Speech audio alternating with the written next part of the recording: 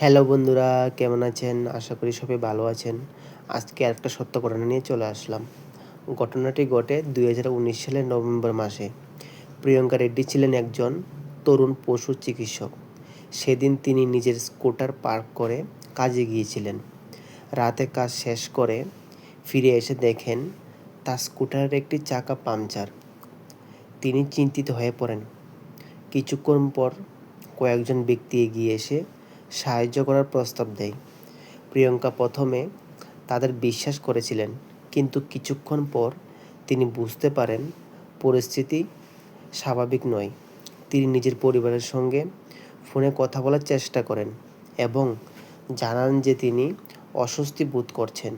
তারপর হঠাৎ করেই তার সঙ্গে যোগাযোগ বিচ্ছিন্ন হয়ে যায়।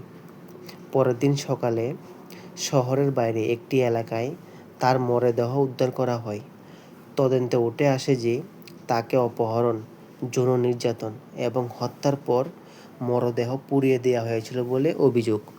এই ঘটনা সারা দেশকে ক্ষোভে ফেলে দিয়েছিল।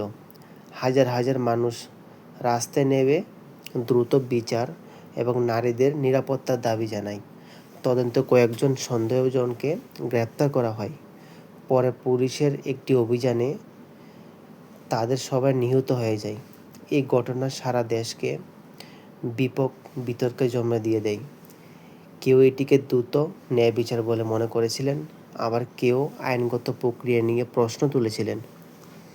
প্রিয়াঙ্কা রেড্ডি আর কখনো বাড়ি ফিরে আসেনি, কিন্তু তার ঘটনা আজও আমাদের মনে করিয়ে দেয় সচেতনতা, দ্রুত বিচার এবং নারীদের নিরাপত্তা নিশ্চিত করা কতটা জরুরি।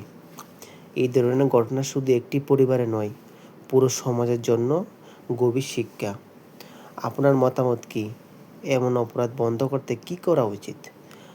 মন্তব্যে জানাতে ভুলবেন না কিন্তু। ধন্যবাদ। নিরাপদ থাকুন। আবার দেখা হচ্ছে পরবর্তী আরেকটা সত্য ঘটনা নিয়ে।